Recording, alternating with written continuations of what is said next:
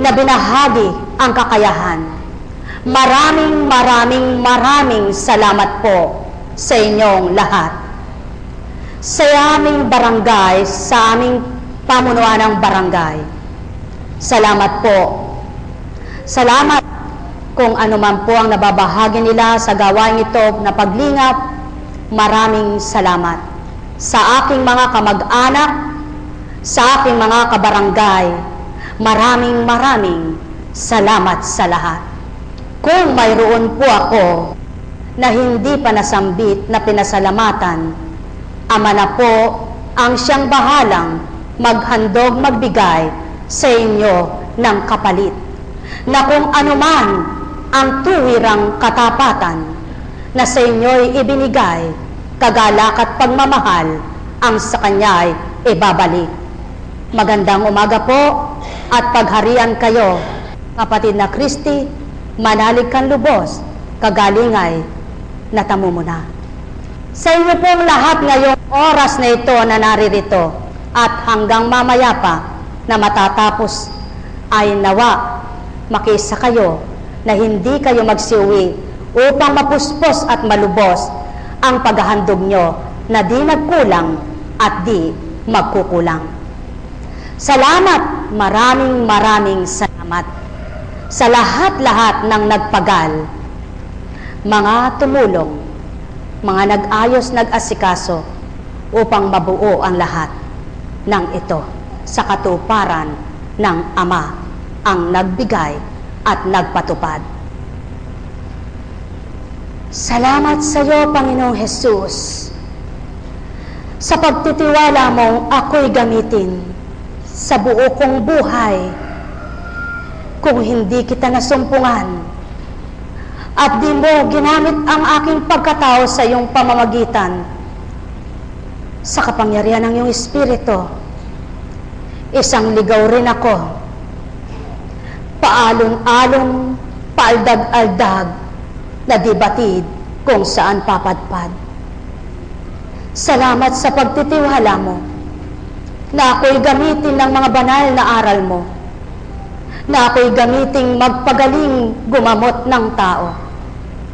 Salamat po, Panginoon ko, kay buti mo, namatay man ang iyong pagkatawang tao, subalit ang iyong pagka-Diyos ay di namatay at di mamamatay. Tuwirang salamat sa iyong pangalan, na kung tataglayin lahat ng tao ang katapatan, maraming makalalayang kaluluwa't katawan, sapagkat ikaw ang tunay at wagas, daan ng katotohanan, patungo sa kalwal-hatian. Salamat sa iyo. Salamat din, mahal na Ina, sa manakanakang pagdatal mo sa aking pagkatao, na pinatunayan mong ikaw ay matintiman totoo, wagas magmahal, matapat na sumunod, at tunay na anak ng Ama. Sa iyong mga tinanggap na atas, pasakit man at dusa, hindi mo nilimot ang pagmamahal sa iyong anak at sa pag-ibig mo sa tinanguan mo sa Ama. Naway makawangis kami sa iyo hanggang wakas ng aming buhay. Sapagkat ikaw ay isang bilang katauhang natural, hindi ka espiritong binuhay tulad ni Kristo, kaya't ikaw ang marapat na maging isang halimbawa na aming pamarisan at mithiing matularan.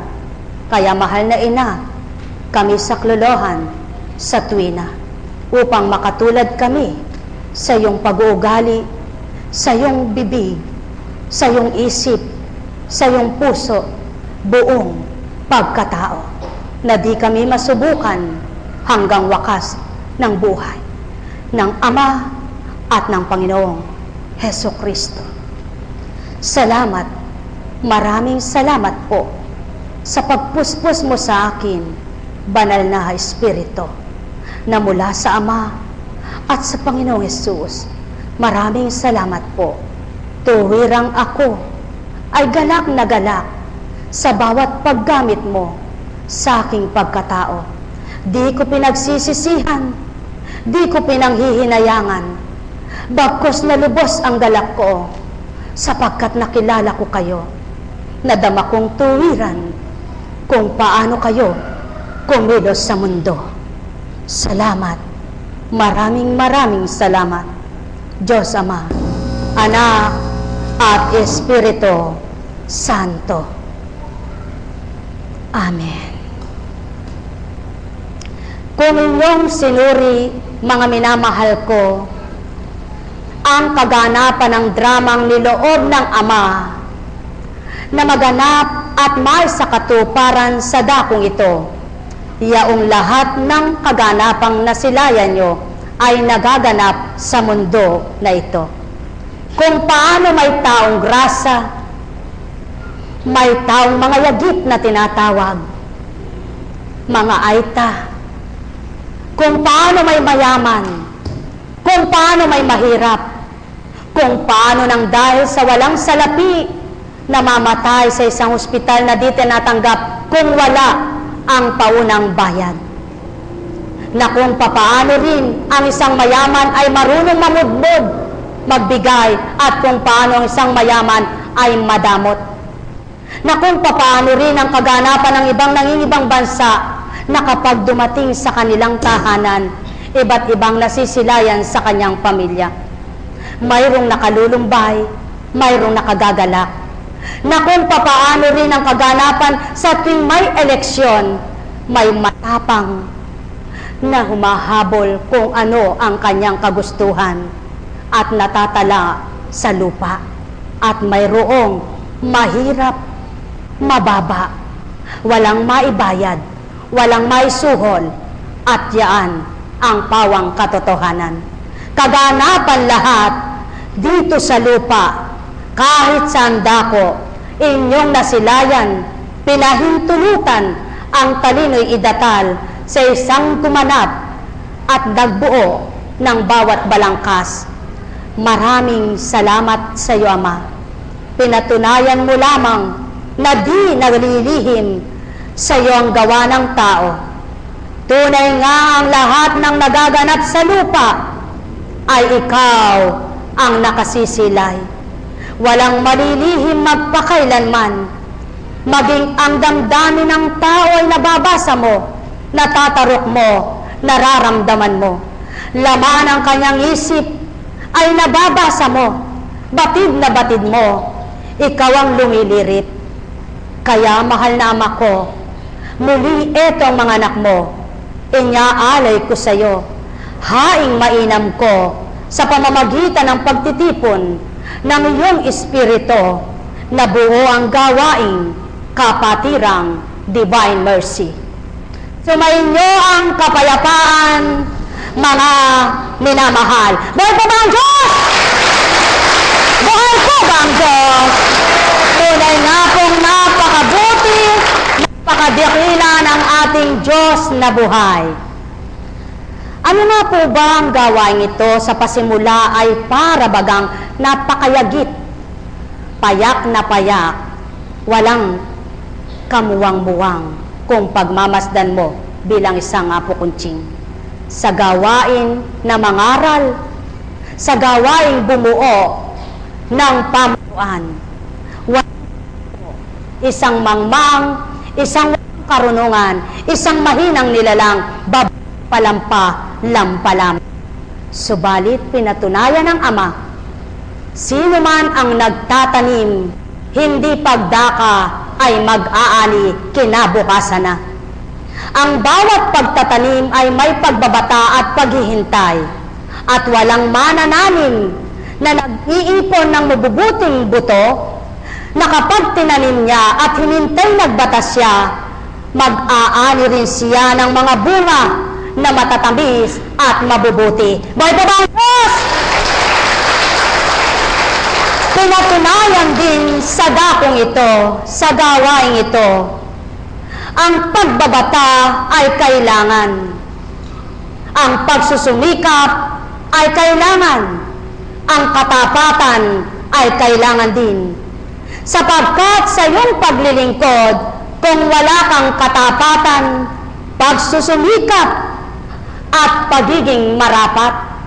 Hindi mo aabutan ng tagumpay na minimithi mo at ng Ama sa iyo'y nasang iyalay. Sapagkat sa pag-aaral man, mga minamahal ko, magsisimula ka sa nursery, prep baga, kung may salapi ka. Kung wala naman, hihintayin mo na yung pag-grade 1 ng anak mo, sapagkat sa mga public school, doon mo siya ipapasok. Iba't ibang kaganapan sa buhay ng tao. Hanggang ang isang mahirap na nagbata, nakita niya ang pagyabong at pag-usbong ng mga bunga ng kanyang paghihirap at pagdurusa sa kanyang katapatan na siya'y magpunyaging umasenso at yumaman, nakamtan din naman niya. Gayon din ang gawain ito. Araw-araw kailangang may tumagaktak na pawis sa'yo. Araw-araw kailangang may gawin kang mabuti tao. Araw-araw kailangan amay kasama mo sa pamamagitan ng Espiritu upang makatupad ka, makaganap ka sa kanyang nasa. At yan ang gawain ito, mga minamahal ko.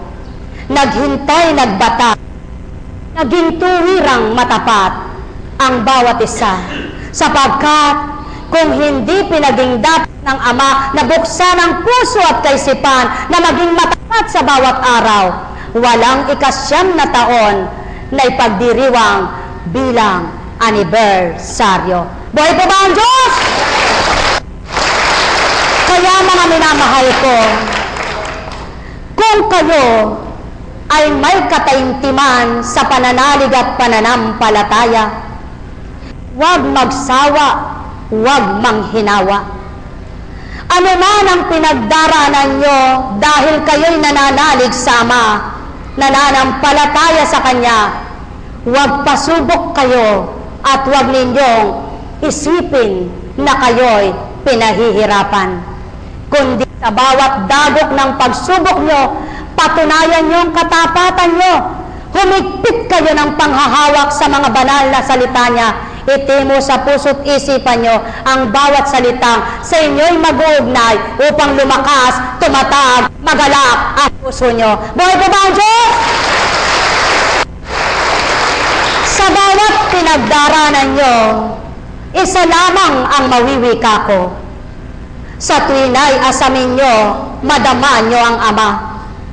Upang sa inyong pinagdaraanan, di manaigang lumbay, bagkos ang pagtitibay sa inyo'y maramdaman. Upang ang kagalakan sa inyo rin ay kamtin, Ama at ang Anak, huwag kalilimutan, sapagkat tuwirang itong magbibigay ng higit na kalakasan nang kayo'y makausad. Sa bawat niyong hinahakbangan, kayo'y makasasadsad. Sa bawat niyong diranaras, kayo'y makakahulagpos. Sa bawat niyong kasakitan na sa inyo'y naramdaman, tandaan niyo mga mahal, Ama ang magtitighaw, ang may pandinig ay nakarinig. Sumainyo ang kapayapaan, mga minamahal. Tatandaan din ninyo, katulad ng isang drama, namatay asawa niya. Kung ang Ama kapiling nyo, sa tuwina'y isa sa inyo, pag-ibig sa puso ay di mamamatay, di matatakot sa kinakaharap na buhay.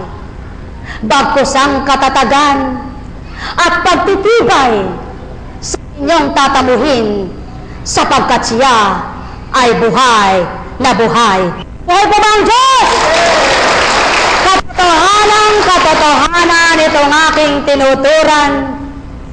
Ang wika nga, gusto mo man ng lechon, kung walang maglilitsyon at di ka marunong, hahanap ka para makatikim ka ng lechon ng isang baboy at marunong maglitsyon. Upang malasap mo ang linamnam ng lechon, kayo mga mahal ko, sinisigurado ko, kung nagnanasa kayong makalasap ng linamnam ng buhay, hahanap kayo ng tuwirang sa inyo'y magbibigay. Yaon ay walang dilit iba, ang Diyos na buhay.